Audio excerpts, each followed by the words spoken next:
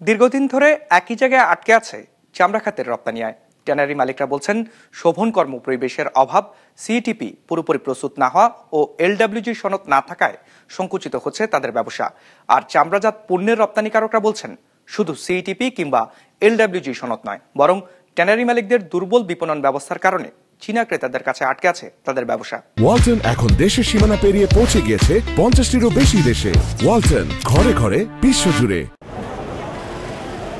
তৈরি পোশাক শিল্পের পর দেশের দ্বিতীয় শীর্ষ রপ্তানি খাত চামড়া ও চামড়াজাত পণ্য। হিসেব বলছে, চলতি অর্থ বছরের প্রথম মাসে দেশে এ খাত থেকে রপ্তানি আয় এসেছে 12 কোটি 74 লাখ ডলার, যেখানে তার আগের অর্থ বছরে এসেছিল 9 কোটি 8 লাখ ডলার। সেই হিসেবে বছরের ব্যবধানে এই খাত থেকে আয় বেড়েছে 29.5% বেশি। অর্থ বছরের প্রথম মাসে আয় বাড়লেও বিগত কয়েক বছর ধরেই এ খাতের বার্ষিক রপ্তানি আয় ঘুরপাক খাচ্ছে একই জায়গায়। বাংলাদেশ রপ্তানি উন্নয়ন ব্যুরোর তথ্য মতে 2016-17 অর্থ বছরের পর থেকেই ধারাবাহিকভাবে কমতে থাকে এ খাতের আয়। সেই অর্থ বছর আয় এসেছিল 123 কোটি ডলার, তার পরের অর্থ বছরে যা নেমে আসে 108 কোটি ডলারে, 2018-19-এ 101 কোটি, করোনার সময় যা নেমে আসে 79 কোটি ডলারে। তারপর 2021-22-এ কিছুটা ঘুরে দাঁড়ানোর সুবাদে চামড়া খাত থেকে রপ্তানি আয় আসে 124 কোটি ডলার। তবে সবশেষ 3 অর্থ বছরে তেমন একটা অগ্রগতি হয়নি এ খাতে, আয় আটকে আছে মোটামুটি একই জায়গায়। 2017 সালে শিফটিং এর পরে আসলে যেভাবে চামড়া শিল্পনগরী প্রস্তুত হওয়ার কথা ছিল, বিশেষ করে সিইটিপি বা কঠিন বর্জ্য ব্যবস্থাপনা অসম্পূর্ণ থাকার কারণে ম্যাক্সিমাম ট্যানারি কিন্তু এখন চামড়া শিল্পনগরীতে প্রায় বন্ধের কাছাকাছি।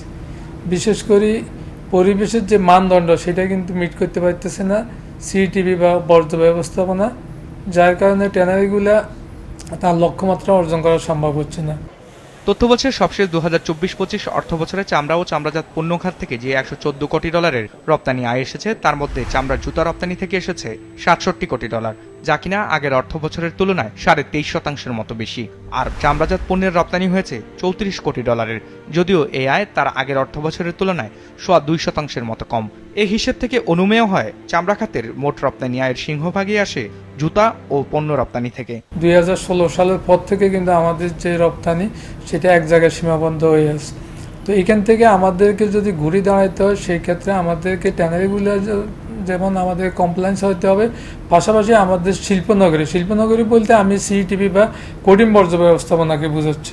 এটা যদি আমি কমপ্লায়েন্সে না আনতে পারি, তাহলে আমাদের এই শিল্পকে ঘুরে দাঁড়ানো কখনো সম্ভব হবে না। এখানে দিন দিন আরও অবনতির দিকে চলে যাবে। এলডব্লিউজি সার্টিফাইড সারা ওয়ার্ল্ডে বায়ার হলো 28 থেকে 30%, নন এলডব্লিউজি সার্টিফাইড বা নন কমপ্লায়েন্স বায়ারও কিন্তু 70% সারা ওয়ার্ল্ডে।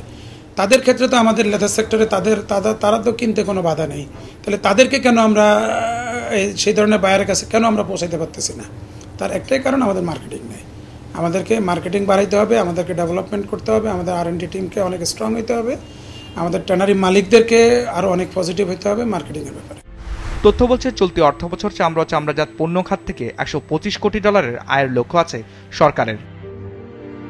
বিজনেস রিপোর্ট, মাছরাঙা টেলিভিশন।